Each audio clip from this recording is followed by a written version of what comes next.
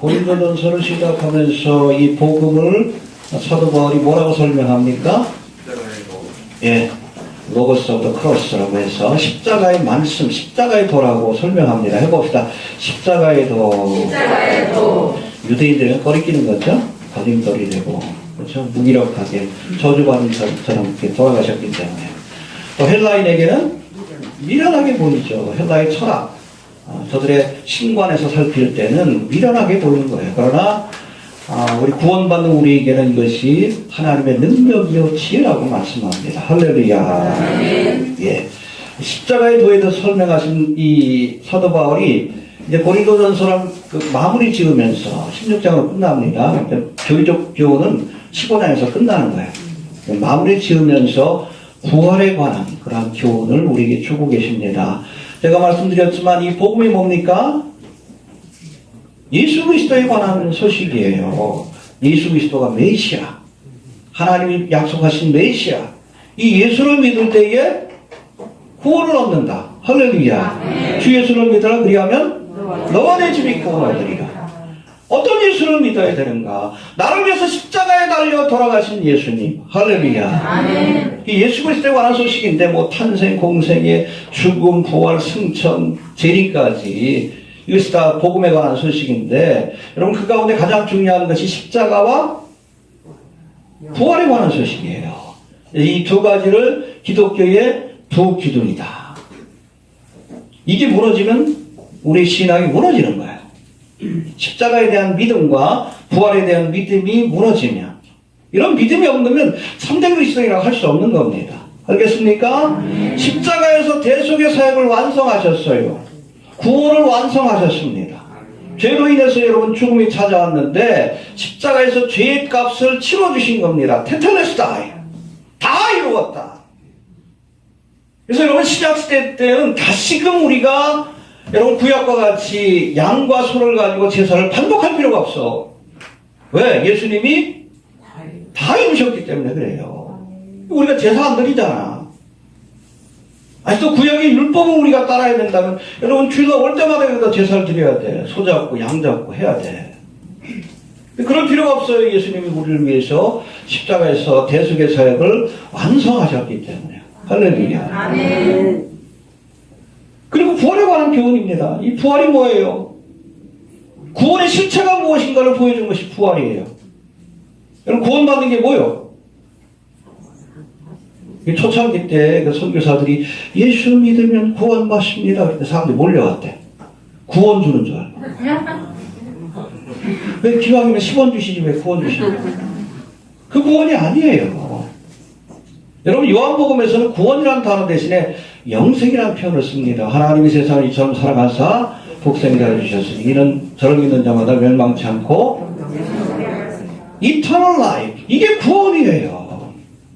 왜 이게 구원인가? 여러분 창세기를 보세요. 본래 우리 인간은 지음받았을 때 죽도록 지음받은 존재가 아니에요. 영원히 살도록. 선악과 함께 여기 뭐가 있었어요 거기에? 생명나무니까 그거 먹으면 영원히 사는 거예요. 육신을 가지고도. 근데 인간이 범죄함으로 하나님께서 정령 죽으리라. 정령 죽으리라. 그래서 죽음이 찾아온 겁니다. 구원은 별게 아니에요. 우리가 본래 갖고 있던 인간의 모습으로 이터널 라이프, 영생의 삶으로 돌아가는 겁니다. 회개하는 거예요. 근데 뭐 때문에 여러분 우리에게 사망이 찾아왔어요? 그렇죠. 죄 문제를 해결하지 않으면 구원받지 못하는 거예요. 간단하죠. 어떻게 해결해?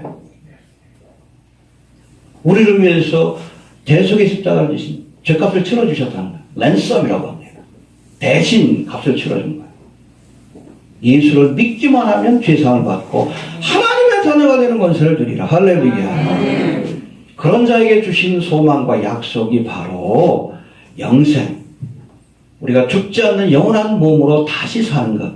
그게 바로 부활의 사건입니다. 할렐루야. 그래서 십자가는 여러분 구원의 수단이에요.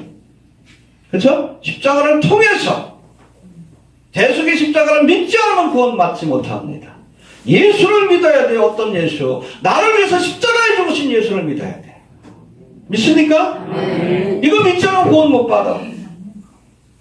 이렇게 여러분 예수의 십자가의 대속의 사역을 믿는 자에게 주시는 구원의 실체가 부활이에요. 부활. 예수님이 부활의 첫 열매가 되셨고 뒤에 살펴보겠지만 그 후에는 예수에게 속한 자들이 이 부활의 은혜에 참여하게 될 것이다. 누구요? 우리가 부활의 사건에 참여해. 언제? 네, 구체적인 건 우리 다음 주에 살펴볼 겁니다. 오늘은 좀 그 서론적인 부분만 살펴보고. 그래서 여러분 휴거와 재림까지 이야기해야 우리가 복음의 내용을 온전히 이해할 수 있는 거예요. 이해가 됩니까? 아멘. 부활의 사건은 예수님의 부활의 그렇죠. 첫 열매라는 것은 반복이 된다는 거예요. 우리가 얻게 될 부활이 어떤 것인가를 보여주신 겁니다. 예표적 사건이에요. 부활에 관한 신앙을 가져야 부활의 사건을 경험할 수 있어요. 근데 교회 다니면서도 부활을 안 믿는 사람들이 있어. 믿지 않는데 어떻게 부활을 경험해? 이해가 됩니까? 네. 좀 서로에 너무 길었는데, 우리 복음의 핵심, 십자가와 부활이에요. 그래서 우리가 교회 절기 가운데 이 고난주간 부활절을 가장 중요한 절기로 지키는 이유가 바로 거기에요. 우리 기독교를 빈 무덤의 종교라고 합니다. 모든 종교 지도자들의 무덤이 있어. 그렇잖아요. 마호메트의 무덤도 있고. 부처의 무덤은 전 세계로 흩어져 있죠. 살이라 그래가지고. 뼈 한 조각 갖다 놓고, 불 태웠는데 돌 하나 나왔다, 돌 하나 갖다 놓고서, 신령하다. 결국엔 시체를 섬기는 종교들이요. 근데 기독교는 빈 무덤의 종교예요. 무덤이 비어 있어요, 지금. 예루살렘에 한번 가보셔요. 예수 무덤교회가 있는데. 비어 있어요. 왜? 부활하셨기 때문에. 빈 무덤의 종교예요. 이해가 됩니까? 나는 부활의 생명이 나를 믿는 자는 죽어 살려고. 우리 살아서 나를 믿는 자는 영원히 그렇죠. 영생과 부활을 약속하는 종교.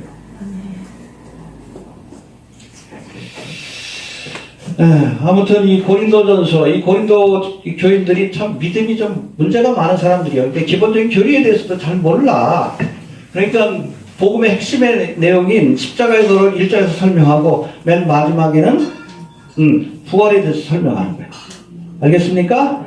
예, 그래서 1장에는 십자가의 도에 대해서 15장에는 부활에 대한 설명이 포함되어 있다. 그렇게 보시면 됩니다. 또 부활적으로 알려진 이 고린도 15장에서 사도 바울은 예수님의 부활이 실제로 일어난 역사적 사건이다.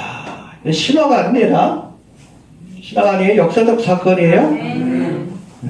이 부활의 사건을 믿는 자들은 부활의 첫 열매가 되신 예수님처럼 부활하게 될 것이다.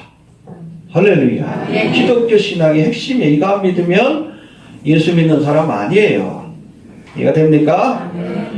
특별히 마지막 때 우리 성도들이 얻게 될 이 부활의 사건이 뭐다? 휴거의 사건이다. 알겠습니까? 그래서 이 부활장에 여러분 휴거에 관한 말씀이 나오는 거예요. 51절, 52절, 23절, 24절도 휴거에 관한 말씀입니다. 이해됩니까? 굉장히 중요한 말씀이에요. 네. 이제 본문을 하나씩 살피면서 부활에 대한 믿음을 갖는 것이 왜 우리에게 중요한 것이고 또 마지막 날 예수의 부활을 믿는 자가 얻게 될 부활의 사건, 휴거의 사건에 대해서 우리가 조금 한번 살펴보는 시간을 갖도록 합니다. 먼저 12절부터 14절까지 보니까 죽은 자의 부활이 없으면 우리의 믿음은 헛된 것이다. 그렇죠? 실체가 없는 것을 믿기 때문에. 그렇죠? 12절부터 14절까지 한번 봅시다. 시작.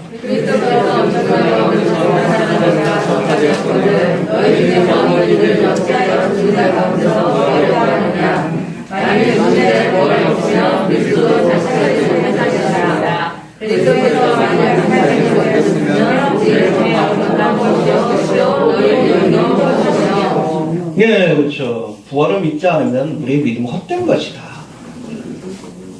부활도 못 믿으면서 부활도 약속하지 못하는 그런 종교라면 믿을 이유가 없는 거예요. 왜 됩니까? 네. 영생을 우리에게 약속해 주지 못하는 종교라면 헛된 겁니다. 네, 하나씩 살펴봅시다. 먼저 부활을 부정하면 예수 그리스도의 부활도 부정하게 된다. 그렇잖아요. 부활이 없다 그러면 예수님도 부활 안 한 거지. 그럼 그 말씀에 13절 한번 봅시다. 13절 시작. 만일 존재의 부활이 없으면 그리스도도 사실은 못 사실이라. 이게 여러분 예수님의 부활을 믿지 못하는 사람들이 교회 안에 있었는데 희한하지 않습니까? 근데 이게 뭔가 하면 그 당시에 영지주의라고 하는 이단이 득세를 했댔어요. 헬라 철학의 영향을 받아. 근데 영지주의 철학은 이원론이에요. 육은 천박하고 악한 것이고 추한 것이다. 그 대신 영은 고귀하고 숭고하고 선한 것이다. 그러니까 이분법적인 사고에서 벗어나지 못하는 이 영지주의의 영향을 받아서 이 영지주의라는 이단에서는 예수의 육체로 오심을 부인했습니다. 해봅시다. 예수님이 육체로 오신 것을 부인했다. 어떻게 거룩한 하나님의 아들 메시아가 더럽고 추잡한 육신의 몸으로 왔겠는가? 이 육체로 오심을 부인했어요. 그래서 예수님이 실제로 육체로 오신 것이 아니라 우리가 본 무슨 고스트, 영을 육체로 착각하고 보는 거다. 육체로 오신 것도 아니고 십자가에서 죽은 것도 죽으신 것이 아니다. 실제로는 그냥 그렇게 보였을 뿐이다. 부활도 마찬가지고. 이 영지주의예요. 영지주의. 요한일서 1장 7절에서는 이런 자들을 향해서 예수 그리스도께서 육체로 임하심을 부인하는 자가 영지주의자죠. 해봅시다. 미혹하는 자요. 적그리스도라. 영지주의자. 오늘 뉴에이저들이 영지주의자들이에요. 적그리스도의 세력들이에요. 알겠습니까? 이 영주주의 이단을 비판하고 논박하기 위해서 쓰여진 글들, 초창기에 여러분 쓰여진 그 바울의 서신 같은 경우에 특별히 율법주의에 대한 경계의 말씀이 많아요. 왜냐하면 초창기에는 유대인들을 중심으로 해서 복음이 전파되다 보니까 유대의 신학, 율법에 그렇게 얽매인 그런 그 이단들이 많이 있었어요. 그래서 예수를 믿는 것만 가지고는 안 된다? 뭘 지켜야 된다? 할례도 받고 율법을 지켜야 된다. 이 율법주의라는 이단이 강했는데 점점 이제는 이 유대인에게서부터 벗어나서 헬라 그런 문화권의 복음이 전파되면서 이번에는 이방인들이 많이 들어와. 근데 헬라 사람들은 헬라 철학의 영향을 많이 받고 있거든. 이원론적 사고. 그러다 보니까 영지주의라는 이단이 생겨난 거예요. 초창기의 서신들은 율법주의를 경계하기 위해서 쓰여진 글들이 많고 대표적으로 뭐 갈라디아서라는 이런 겁니다. 그리고 후반기에 쓰여졌던 그런 서신들, 특별히 요한서신 같은 것들, 그리고 또 맨 마지막에 쓰이는 복음서, 요한복음도 바로 이 영주주의 이단을 경계하기 위해서 쓰여진 글이다. 그래서 요한복음의 1장 1절에 보면 뭐라고 되어 있어요? 태초에 말씀이시니라. 이 말씀이 하나님과 함께 하셨으니 이 말씀이 곧 하나님이시니라. 말씀이 하나님이라고 했어요. 그리고 14절에서 뭐라고 선언합니까? 말씀이 육신이 되어. 이게 영지주의자들 때문에 그 말을 넣은 거예요. 예수님이 육신이 됐다는 거예요. 말씀이 하나님인데 하나님이 육신이 되어 우리 가운데 거하시네. 왜 그 말을 썼는지 아시겠죠? 영주주의 이단을 논박하기 위한 거예요. 아니야, 예수님은 육신으로 오셨어. 헬라적 사고예요. 영과 혼과 육을 나누고 또 특별히 여러분 육을 천박하게 여기는 것은 헬라적 사고입니다. 히브리적 사고는 그게 없어요. 그런 개념이 없어. 우리 영적으로 건강하려면 육신도 건강해야 됩니다. 이해가 됩니까? 아멘. 아무튼 예수의 육체로 오신 것을 부정하는 자들이 있었어요. 이런 자들이 해봅시다. 미혹하는 자요. 적그리스도라. 어제 제가 블로그에 올린 게 있죠. 깜짝 놀래가지고 아니 부활절 하루 전에 올린 그런 신문 기사에 예수님의 부활을 부정하는 내용을 이렇게 올려놨어. 이 정양모. 보니까 뭐 경력이 화려해요. 신부인데, 뭐 카톨릭 대학도 있었고, 특별히 서강대 교수 출신입니다. 서강대는 예수회의 산실이에요. 이해가 됩니까? 네. 지금 뭐, 교황이 예수회 출신이죠? 네. 예수의 산실입니다. 그 사람이 뭐라고 그랬었어요? 부활은 육신 소생이 아니다. 육체의 부활을 정면으로 부정하는 글을 썼어요. 그걸 믿는 것은 미신이다. 현대과학이 발전한 이 시대에 육신의 소생을 믿는 것은, 육신의 부활을 믿는 것은 미신이고 천박한 것이다. 예수님이 부활한 것은 육신의 부활이 아니라 영적인 부활이다. 이걸 달리 말하면 불교의 용어처럼 열반하신 것이다. 열반하셨대요. 우리도 열반해야 된다.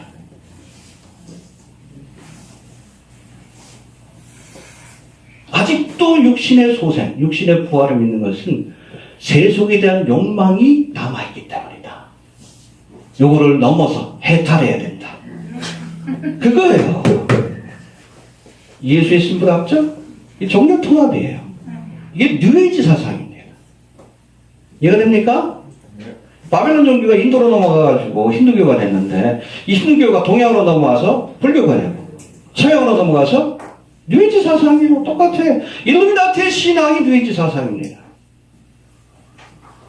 예수님도 하나의 석가하고 다를 바 없는 도를 통해서 열반에 이른 그런 사람으로 여겨요. 우리도 그렇게 될 수 있다. 육신의 소생을 추구하는 자는 세속에 물든 사람이다. 해탈해야 된다. 그게 신부라는 자가. 이게 여러분 미혹하는 자고 적그리스도예요. 이놈이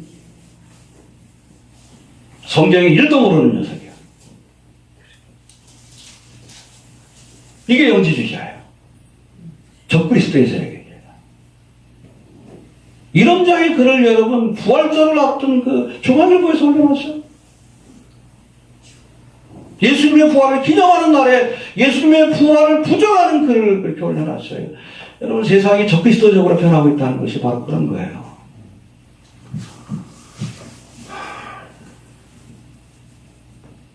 저는 반문합니다.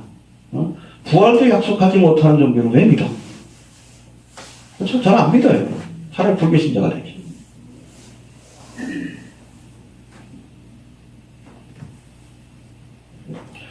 두 번째, 부활이 없으면 우리의 믿음도 또 전파하는 것도 헛된 것이다 라고 말씀합니다.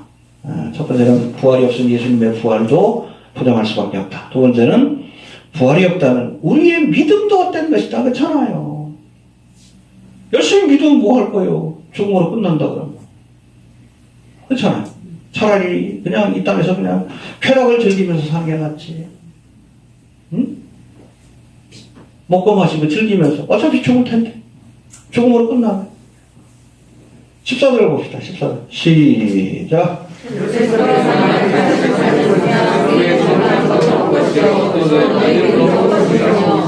네, 그렇죠. 헛것이다. 이거를 페노스라고 되어 있는데 헬라어로 베너티, 엠프티라는 뜻이 헛되고 헛되고 헛되니 헛된 거예요. 부활이 없다 그러면 우리가 믿는 것 자체 전도하는 것도 헛된 거예요. 못하러 전도하니까 어차피 죽어서 끝날 텐데. 그렇죠? 뭐 열심히 믿어요? 즐기세요.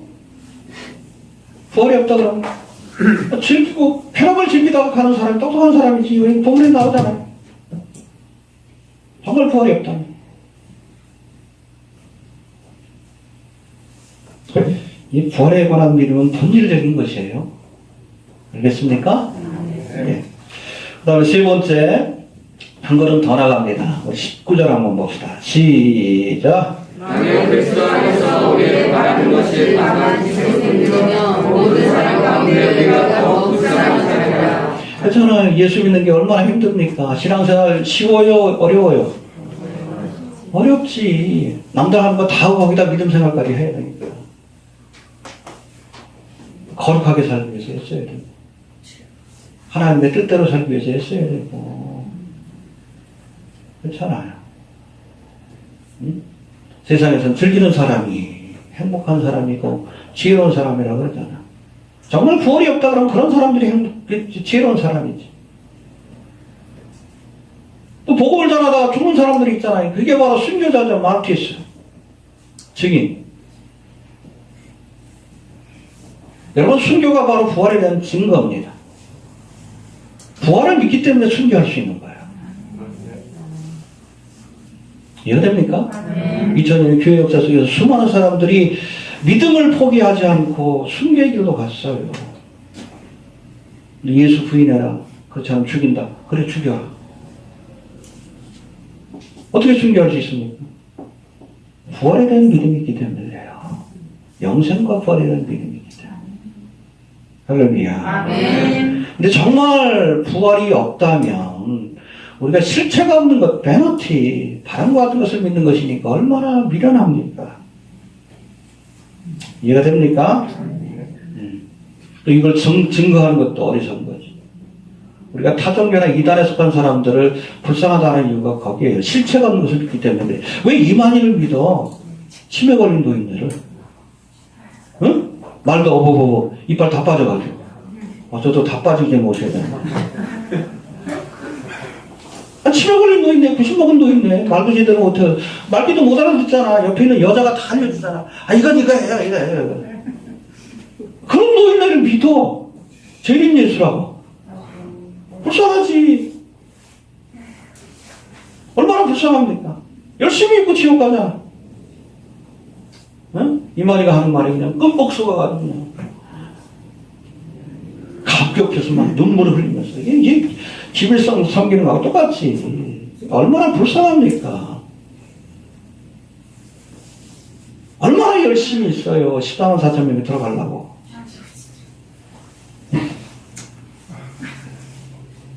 재산 갖다 바치고, 뭐 전도할 때 몸까지도 바치고 뭐 그런 사람도 있고, 전도를 꼭 해야 된다 그래. 집에서 가출하고, 그러고 지옥 가잖아. 얼마나 없어요. 타종교에 속한 사람도 그렇잖아요. 여러분, 불교에 속한 사람도 얼마나, 땡중들도 많지만, 그러나 열심히 구원을 이루겠다고, 그렇잖아요. 열반에 이르겠다고. 일평생 고기도 안 먹고 수양을 쌓는 사람 있잖아. 유명한 중이 있죠. 성철이. 죽을 때 뭐라 그랬어? 부처는 사탄이다. 돈을 닦다가 깨달은 거예요. 뭐 돈 닦고 깨달을 게 뭐 있어. 성경 보면 나오는데. 유튜브에도 나오네. 세상의 모든 종교는 사탄이에요. 루시퍼로부터 시작된 거예요. 아니 그거 뭐 평생 돈 닦고서 그거 뭐 저거에 성경 펼쳐보면 알잖아. 창세기 성경만 봐도 알지. 루시퍼의 종교인데 세상의 모든 종교. 내가 하나님 사람 되리라. 불교 사상 아니요. 누가 준 교훈이에요? 사탄이 준 교훈이요.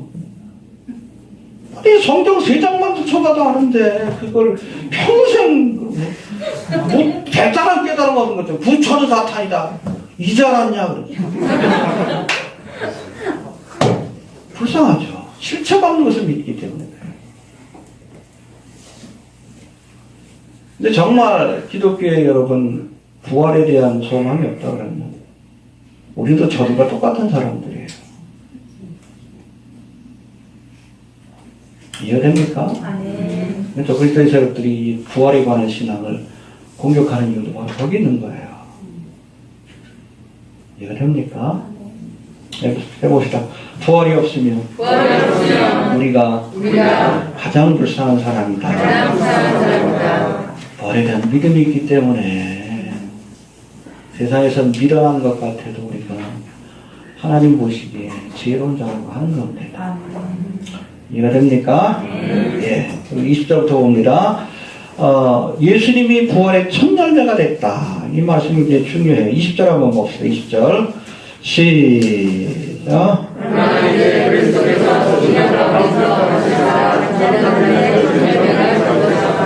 네, 첫 열매라는 것은 예수님의 부활만이 역사 속에 일어난 첫 번째 부활의 사건입니다. 두 번째 부활의 사건은 뭐죠? 아직 안 일어났어요. 그게 휴거의 사건입니다. 이해가 됩니까? 여러분 성경에 보면 죽은 자가 다시 살아나는 그런 사건들이 많은데 뭐 그냥 우리가 뭉뚱그려서 부활이라고 하지만 엄밀히 따르면 소생이에요. 소생. 왜? 살아났다가 다시 죽었어요. 이건 소생의 사건입니다. 부활의 사건은 영원히 죽지 않는 몸으로 변화되는 거예요. 예수님의 부활만이 진실한 부활입니다. 알겠습니까?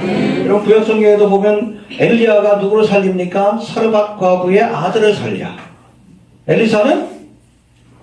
엘리사도 수냄 여인의 죽은 아들을 살립니다. 비슷하죠?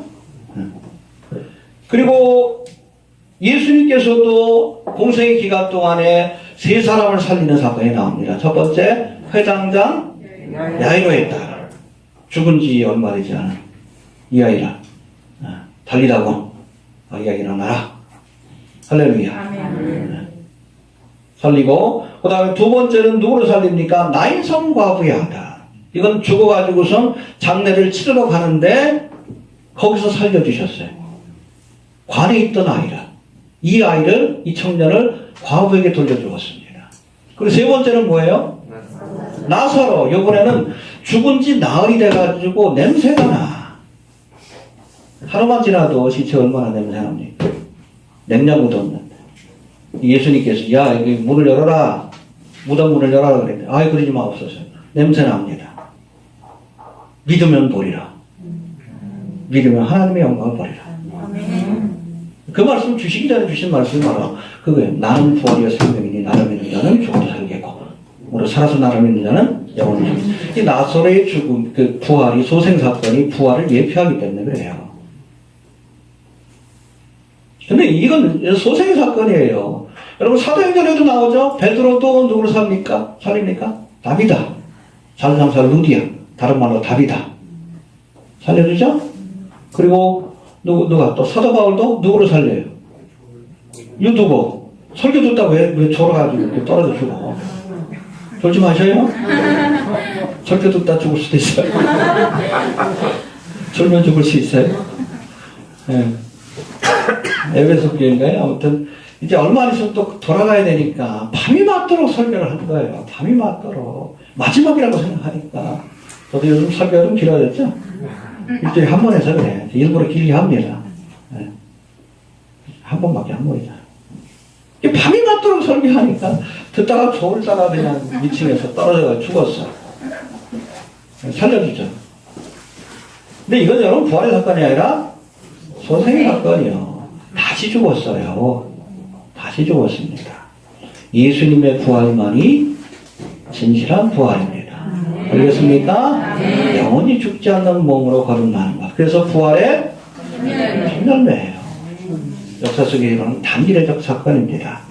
또 첫열매라는 것은 여러분 열매가 처음 있고 나면 그 다음에 연이어서 열매가 맺혀지게끔 돼 있어요. 저희 집에도 일부러 제가 10여 년 전에 무화과 나무를 이렇게 심어놨는데 작년부터는 열매가 꽤 많이 열려. 이게 여름 좀 시작이 될 때쯤에 처음 열매가 열려요. 묵은 가지에서. 이거 따먹고 나면 계속해서 열매가 하나하나씩 맺기 시작합니다. 서리가 내릴 때까지. 이게 첫 열매가 그거예요. 그걸 보면 아 여름이 가깝구나. 그걸 알 수 있습니다. 그래. 예수님이 부활의 첫 열매가 되는 것은 누구든지 예수를 믿는 자에게는 하나님께서 부활의 은혜를 주신다는 것을 상징적으로 보여주는 예표적 사건이에요. 예수님처럼 부활할 겁니다. 아멘. 알겠습니까? 또 세 번째 예수님의 부활은 사망의 권세를 이기신 사건입니다. 할렐루야. 너무 유명한 말씀이 나오는데 우리 55절부터 봅시다. 55절부터 57절까지인데 55절부터 시작. 사망을 이긴 것이 어디냐? 사망을 쏟은 것이 어디냐? 사망에서 무슨 죄여 죄의 권능이 없더라. 우리 주 예수 그리스도로 말미암아 우리를 이기시는 하나님께 감사하노니. 네, 할렐루야. 우리가 예수 그리스도로 말미암아 사망의 권세를 이긴다. 죽음을 이기고 부활의 영광에 참여한다는 거예요. 뭐라고 합니까? 사망한 너에 이기는 것이 어디 있느냐? 사망한 너에 쏘는 것이 어디 있느냐? 쏘는 것이라는 것은 벌침 같은 거예요. 전갈의 독침, 뱀의 이빨. 쏘는 것이 어디 있느냐? 사망에 쏘는 것은 여러분 죄를 지면 죽어요. 죄의 삭은? 그렇죠. 또 죄의 권능은 율법이다. 율법을 통해서 우리가 죄인인 것을 압니다. 율법의 역할은 죄로 죄되게 하시는 거예요. 권세를 얻습니다. 율법을 통해서. 근데 이 문제를 누가 해결해 주겠어요? 그렇죠. 그러니까 여러분 호렙산에서 모세가 갖고 내려올 때 율법만 갖고 내려온 게 아니라 율법은 죄를 깨닫게 하는 거지. 성막의 모형도. 그게 예수 아니에요. 대속의사요. 율법을 통해서 죄를 깨달았으면 죄로 죄되게 하기 위해서 율법을 주신 거지. 너 어떻게 해야 돼? 제단으로 나가야죠. 십자가로 나가야 돼.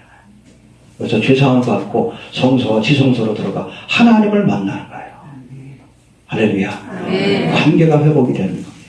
하나님 거룩하기 때문에 죄를 가지고는 하나님 앞에 나갈 수 없어요. 그래서 여러분 인간이 범죄하고 나서 제일 먼저 한 일이 뭐예요? 제단을 쌓은 거예요. 거기서 죄상을 받고 비로소 하나님 앞에 나가는 거예요. 근데 가인의 제사는 피가 없는 제사예요. 그러니까 하나님이 거절하지. 속죄의 제사가 아니면 여러분 하나님이 거절하시는 거예요. 제사의 기본적인 정신이기 때문에.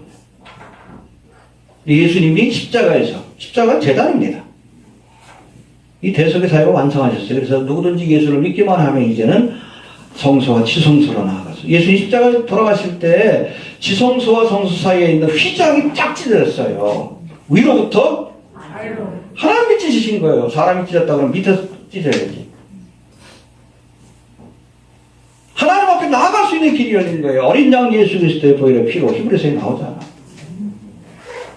하나님을 만날 수 있게 된 거예요. 지성소가 어딥니까? 하나님이 계신 곳이에요. 그럼 출애굽기에 보면 거기서 영광이 쉐키나 구름이 올라와서 하나님의 임재지 임재. 함부로 들어가면 죽어요.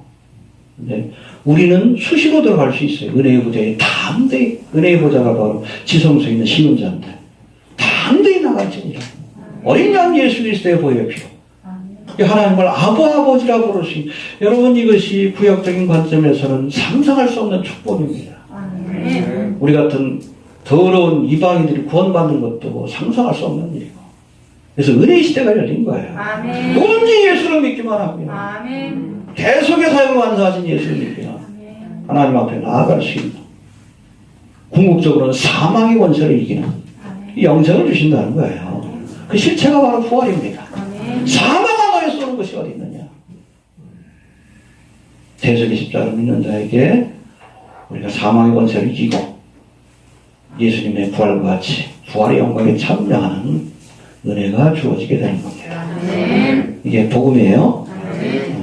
꽉 붙으세요. 꽉 붙으셔야 돼요.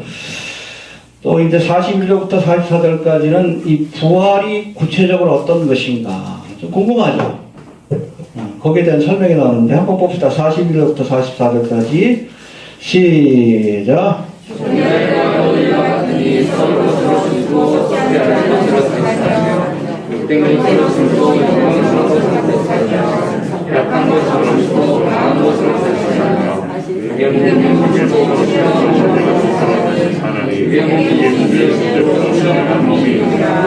예, 어떤 분이 가끔 물어봐요. 부활한 몸이 어떤 것인가?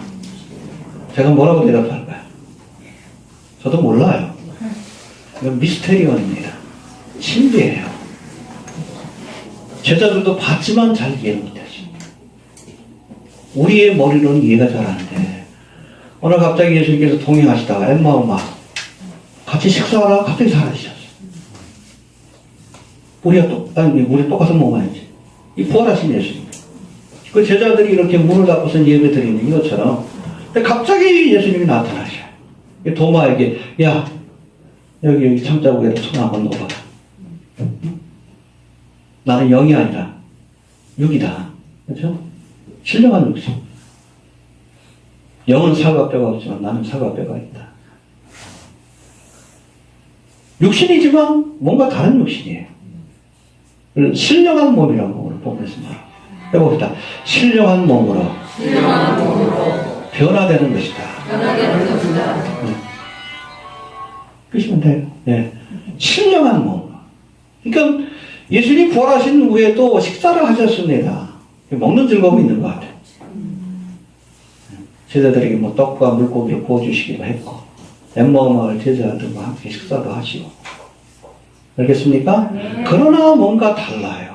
갑자기 있다가 사라지고 그건 여러분 우리가 할 수 없잖아. 우리가 신령한 몸으로 그러나 그 실체에 대해서는 우리가 성경을 통해서 어느 정도 짐작할 뿐이지 잘 몰라요. 오늘 본문에서는 또 이 신령한 몸 어떻게 표현하는지 봅시다. 42절 봅시다. 시작.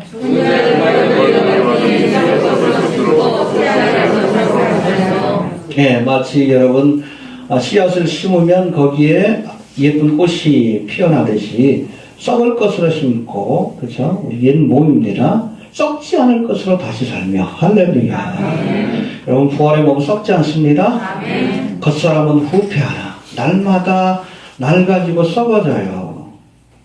나이가 드니까 저도 그래. 눈도 흐려지고 이빨도 하나씩 빠지고 치과를 가야 되나 말아야 되나 고민 중인데 그 전에 오셨으면 좋겠어요. 아멘.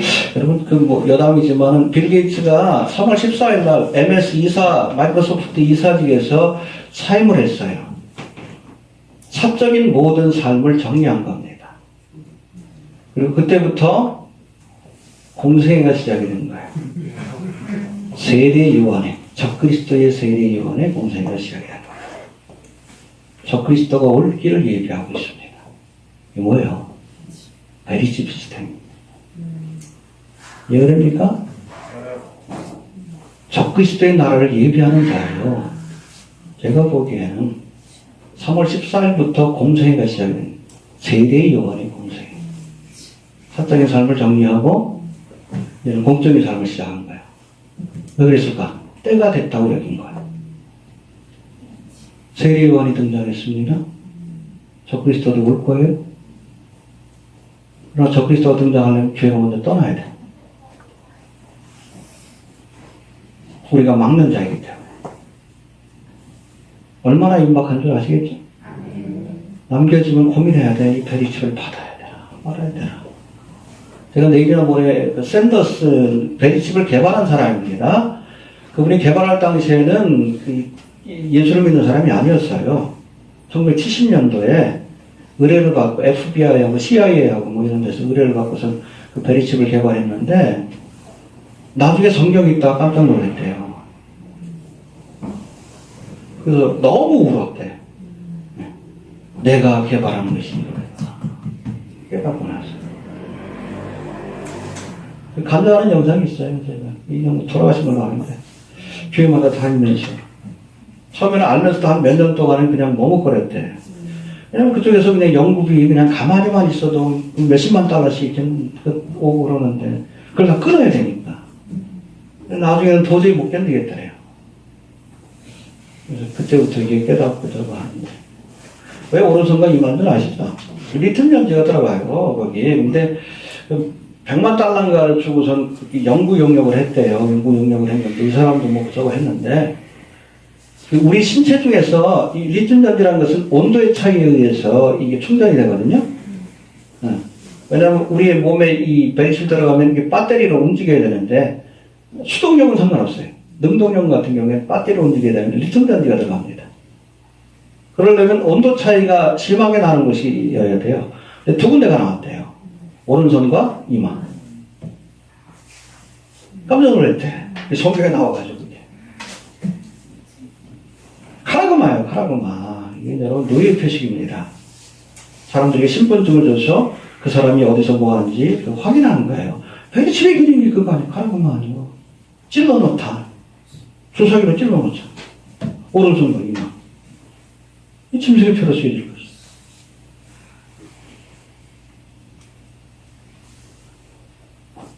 개발자가 이래. 성경 보고서 깜짝 놀랐다. 그걸 간증하고 다녀요, 마지막에. 1970년도에 개발된 거예요. 삼성이 생산하고 있죠. 여러분, 빌 게이츠가 공생을 시작하면서 지금 계속 대한민국 띄워주잖아요. 세례 요한이 선택한 나라예요.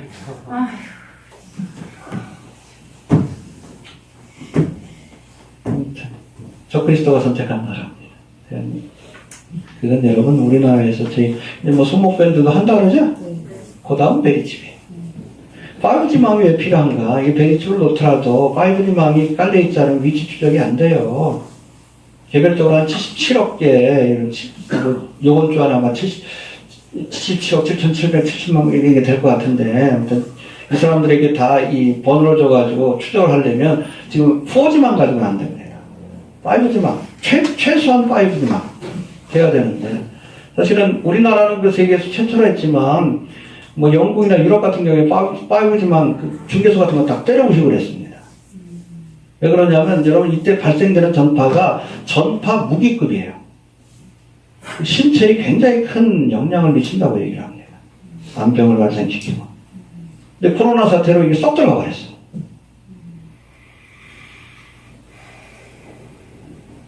도랑치고 하죠. 똑똑하죠? 네. 이게 여러분 지금 빌 게이츠가 기획한 일들이에요. 이건 여러분 딴 게 아니에요. 적그리스도가 오늘. 여러분 적그리스도는 루시퍼의 화신이라고 얘기를 하는데 루시퍼의 꿈이 뭐예요? 하나님처럼 되는 거죠? 적그리스도도 예수 그리스도 흉내내는 건데 루시퍼는 그러나 천사장이기 때문에 전지전능하지를 못합니다. 무소부지하지를 못해요. 그걸 실현하려면 빅브라더의 시스템을 만들어야 되는 거예요. 왜 됩니까? 모든 사람들의 일거수일투족을 다 감시하고 그걸 컨트롤하는 거예요. 뭐로 해야 돼? 베리칩을 다 집어넣어가지고 AI 컴퓨터를 통해서 돌려야 되는 거예요. 이건 여러분 루시퍼가 전지전능하지 못하기 때문에 이런 기술을 적용하는 거예요. 왜 베리칩에 집착하는지 아시겠죠? 그래야 모든 사람들을 다 일거수일투족 자기가 감시할 수 있기 때문에 그래요. 적그리스도 그 뒤에 있는 루시퍼. 그게 바벨론 제국이에요. 하나님을 대적하는 세상들. 멸망되는 것을 보여주죠. 요한계시록이. 요한계시록 저거 됐어요. 서울신대에서 그 허가가 났습니다. 네, 허가가 났어요. 선교사님 너무 수고하셨는데 네, 이 얘기 하지 말라 그랬는데 합니다.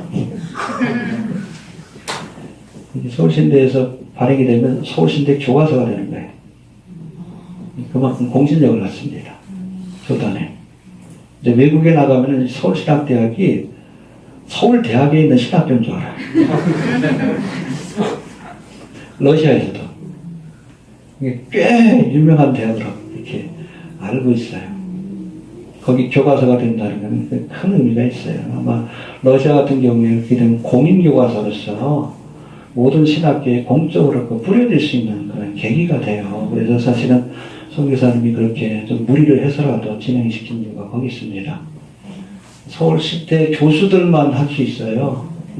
이거는 서울신대 교수가 아니면 서울신대 출판부에서 책을 못 냅니다. 아마 요한계시록이 최초의 사례가 될 거예요. 하나님이 역사하신 겁니다. 아멘. 특별히 여러분 요한계시록은 신학자마다 해석이 다를 수밖에 없기 때문에 저거 아마 그 한글판으로 내려고 했으면 못 냈을 거예요. 러시아판이니까 누구도 몰라 그냥. 할렐루야. 누구도 몰라. 저도 몰라요.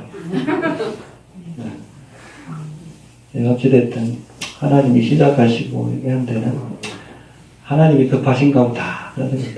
이게 공신력이 있기 때문에 이것 가지고서는 이제 2억의 러시아권에 있는 사람들 그리고 이스라엘 사람들 가운데 3분의 1이 러시아어만을 쓰는 사람들입니다.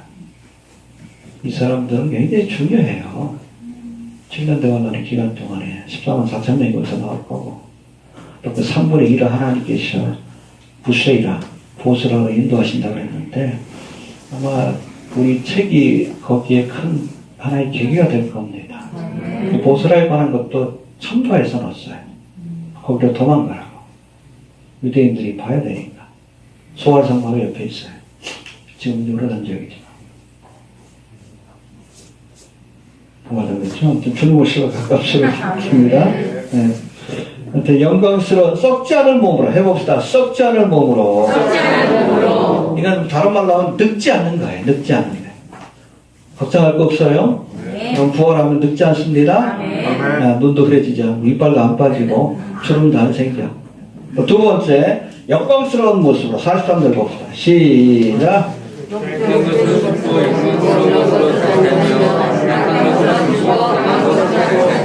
예, 욕된 것으로 심고. 우리가 씨앗을 심을 때는 그 씨앗 자체는 굉장히 못생겼잖아. 보잘것없고. 그러나 거기서 피어나는 꽃 보면은 얼마나 화려합니까? 그래서 여러분 서양에서는 특별히 이 부활절을 상징하는 꽃이 있어요. 뭐라 그랬죠? 튤립이에요, 튤립. 지금 한참 피죠. 근데 튤립 씨앗은 어때? 감자 같은 알뿌리야. 근데 그걸 심으면 그렇게 아름다운 꽃이 피는 거예요. 여러분 모습이 감자예요. 돼지 감자 같은데 심으면 튤립처럼. 걱정하지 마셔요. 못생겼다고 자학하지 마십시오. 잘생긴 사람도 있지만 아무튼 영광스러운 모습으로 거듭나게 될 겁니다. 또 43절 다시 한번 봅시다. 시작.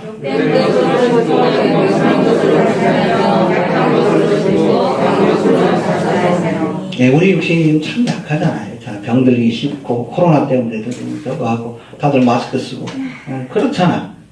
욕죄도 그렇잖아. 하루살이에도 눌려 죽을 인생은. 모기한테 잘못 여러분 물리면은 말라리아 걸려서 죽어요. 그 얘기예요. 그러나 강한 육신으로 상처받지 않고 늙지 않고 죽지 않나. 모르겠어요. 슈퍼맨처럼 강해질지 모르겠지만 그런 모습으로 변하게 될지도 그렇게 믿습니다. 할렐루야. 육신이 약한 분들 부활의 소망을 가지시길 바랍니다. 그리고 이 부활의 사건은 성도의 부활의 사건으로 이어지는데 예수님의 부활의 사건은 성도의 부활의 사건이 뭐다? 휴거의 사건이다. 그걸 설명하는 것이 51절부터 53절까지 봅시다. 시작.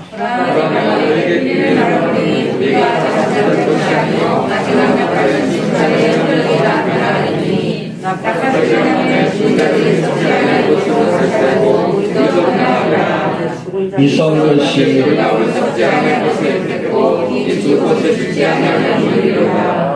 마지막 나팔에 그렇죠? 여러분 나팔절에는 그 나팔을 몇 번 불어요? 100번. 100번째 나팔이 테키아 하가돌 그래가지고 마지막 나팔이에요. 첫 번째는 뭐 이렇게 깨어라 뭐 빰빰빠바밤 뭐 이런 뭐런 주님이 오신다 왕이 오신다 깨어라 기도해라 뭐 준비해라 그런 의미의 나팔이 쭉 99번 불고 맨 마지막에는 테키아 하가돌 가장 힘있게 가장 길게 붑니다. 팡 불어요. 그러니까 99번 앞에 있는 그 나팔 같은 게 한 2분 정도 부르는데 이거는 주님을 맞이할 준비를 시키는 그런 나팔이라고 보시면 되고 라스트 트럼펫 트럼프가 아니에요. 트럼프하고 연결시키는 게 아니에요. 억지예요. 억지 해석이고 라스트 트럼프라고 그래 있는데 테키아 하가돌입니다. 나중에 또 설명할게요. 설명 다시 한번 합니다. 그때 우리가 부활의 몸으로 변화되어서 주님을 영접하러 가게 될 겁니다. 내일 다음 주에 한번 다시 한번 설명하고 이렇게 51절 52절이 데살로니가전서 4장 16절하고 17절에 나오는 말씀과 함께 대표적으로 휴거를 설명하는 말씀인데 이거는 다음 주에 제가 자세하게 설명을 좀 드립니다. 그리고 고린도서 15장에 보면 이 말씀 외에도 휴거를 설명하는 아주 중요한 말씀이 또 나와요. 어디에 나온다 그랬죠? 23절하고 24절입니다. 자, 한번 봅시다. 23절 봅시다. 시작.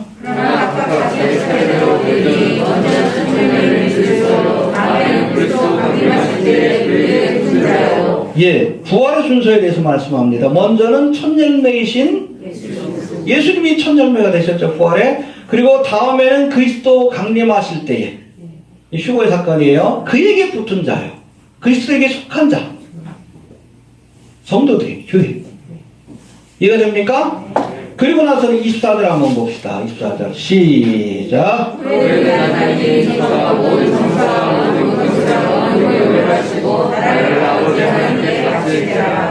그 다음에 그 후에는 나중이니. 이거 번역이 잘못됐어요. 원래 여러분 킹제임스 버전에도 보면 그리고 나면 끝이 온다는 뜻이에요. Then comes the end라고 되어 있어요. 그렇죠? 예수님이 부활하시고 성도들이 부활하면 교회가 부활하면 휴거의 사건이 일어나면 그 다음에 종말이 오는 거예요. 이해가 됩니까? 그래서 킹제임스 버전에서는 then 그러고 나면 comes the end 종말이 오리라. NIV에도 then 그러고 나면 the end will come 종말이 올 것이다. 이해됩니까? 그러니까 휴거의 사건이 일어나야 종말이 오는 거예요. 코로나 때문에 자꾸 많은 사람들이 지금 7년 대화가 아니냐, 멸망의 때가 왔다. 멸망이다. 뭐 그런 친구도 있는데 아니요. 휴거가 일어나야 멸망입니다. 종말이 그때부터 온 거예요. Then comes the end. 휴거의 사건이 일어나야 그 다음에 종말이 오는 겁니다. 그래서 그걸 설명하는 거예요. 24절을 봅시다. 시작.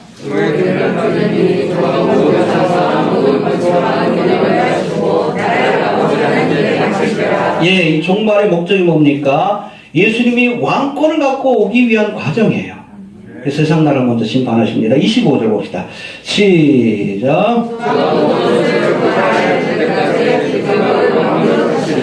할렐루야. 그렇죠? 주님이 오셔서 이 땅에 왕노릇하게 될 겁니다. 천년왕국 기간 동안에 26절 봅시다. 시작. 예, 천년왕국이 끝나고 나서 백보자 심판이 있고, 그러고 나서 결국엔 모든 것들 둘째 사망 지옥불에 다 던져놓고 이 모든 것들이 끝나게 될 것이다. 이해가 되시죠?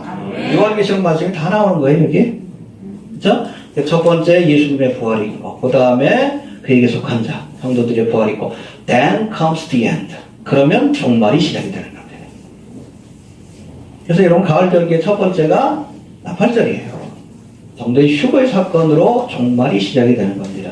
지금 우리가 경험하고 있는 것은 예고편이에요. 알람 시계입니다. 야, 이제 깨어나라. 이 적그리스도의 세례요한도 지금 활동을 하잖아요. 빌게이츠. 그래서 적그리스도가 올 때가 가깝다. 여러분, 교회가 떠나야 불법의 비밀이 이미 활동하였으나, 여러분 지금 막는 자가 있어. 교회가 떠나야 불법한 자가 나타나는 거예요. 적그리스도가 나타나는 거예요. 이해가 됩니까? 지금 나타나고 활동하고 있는 것은 적그리스도의 세례요한이지. 적그리스도의 올 길을 예비하는 겁니다. 베리시 시스템을 어느 정도 완성해야지. 그래야 세상을 다스리니까. 이해가 되십니까? 그러나 교회가 떠나야 멸망이에요. 멸망 아니에요. 교회가 떠나야 멸망입니다. 코로나가 멸망이 아니에요. 교회가 떠나야. 그러고 나면 then comes the end. 그러면 끝이 오리라. 종말이 오리라. 그러면 이래이라 7년 대환란가. 주님이 왕권을 가지시고 세상을 통치하시고 마지막에 세상을 심판하시고 모든 것들을 둘째 삼아 지옥불에 던지는 그런 심판으로 이 종말의 사건이 끝나게 될 것을 우리에게 말씀해 주고 계십니다. 이해가 되시죠? 아주 중요한 말씀입니다. 자, 그리고 여하튼 우리에게 이러한 부활에 대한 소망이 있기 때문에 우리의 수고가, 지금 우리가 예수를 믿기 위해서 얼마나 애쓰고 수고합니까? 또 복음을 전하기 위해서 이 수고 헛되지 않은 것은 우리에게 부활의 소망이 있기 때문이다. 할렐루야. 58절 봅시다. 결론과 같은 말씀인데 시작. 그러므로 너희 사랑하는 형제들아 영광과 흔들리지 말며 항상 주의 더욱 지는 자들이라. 이는 너희 수고가 주 안에서 헛되지 않은 줄 알리라. 예, 여러분 애쓰고 수고하는 것, 이 땅에서 세상일로 수고하는 것 헛된 거예요. 헛되고 헛되니 그러나 주님을 위해서 수고하는 것은 헛되지 않습니다. 영원한 우리에게는 부활과 영생의 소망이 있고 또 여러분 주님께서 우리의 수고를 갚아주시기 때문에 그래요. 한 번 죽는 것은 그 후에는 근데 심판은 두 가지 심판이 있어요. 우리 믿는 사람들은 지옥 가는 심판을 받지 않아요. 형벌의 심판을 받지 않아요. 상급의 심판을 받습니다. 그래서 히브리어로는 아니 헬라어로는 베마의 심판과 크리시스의 심판이라고 합니다. 우리 그리스도인들도 이 땅에서 죽게 되면 아니면 휴가 사건에 참여하면 곧바로 심판대에 올라갑니다. 그럼 베마의 심판이에요. 그거는 상급을 결정하는 심판입니다. 열심히 수고하세요. 아멘. 이 땅에서 많은 사람 의로운대로 이렇게 인도한 사람은 하늘의 별과 같이 빛나리라. 마지막 순간까지 최선을 다하십시오. 아멘. 베마의 심판이 있어요. 상급의 심판, 보상의 심판. 그런가 하면 여러분 예수를 안 믿는 사람들에게는 이들에게도 심판이 있습니다. 크리시스의 심판이에요. 크리시스. 그래서 여러분 지옥도 그 등급이 있다는 얘기도 하기도 해요. 자세는 모르겠지만 어찌됐다. 아무튼 우리에게 주어진 이 삶 속에서 주 안에서 애쓰고 수고할 때에 하나님께서 영원한 상급으로 우리에게 갚아주시게 될 줄로 그렇게 믿습니다. 수고한 결과에 따라서 우리가 또 특별히 천년왕국 기간 동안에 10고를 다스리는 권세, 다섯 코를 다스리는 권세를 얻게 될 것이고 그렇게 될 겁니다. 또 주 안에서 우리가 수고하시길 바랍니다. 우리는 영생과 부활의 소망이기 때문에 이 수고가 헛되지 않고 영원한 상급으로 주어진다는 것. 그러니까 여러분 우리가 이 땅의 삶이 순간이에요. 이 순간을 영원히 얼마나 수고했느냐에 따라서 영원한 상급이 결정이 되는 거예요. 얼마나 시간이 주어질지 모르지만 최선을 좀 다합시다. 그렇게 많은 시간이 우리에게 주어질 것 같지는 않아요. 뭐 빌 게이츠가 이미 패를 던졌잖아. 그렇잖아요. 배에 불을 태운 거예요.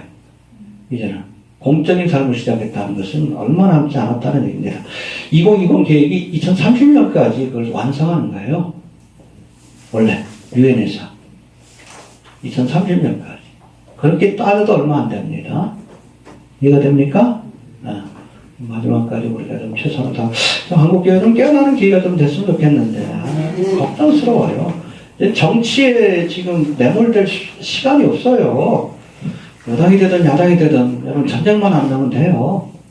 아무나 뽑으세요. 상관없어요. 어차피 주님이 오시니까. 알겠습니까?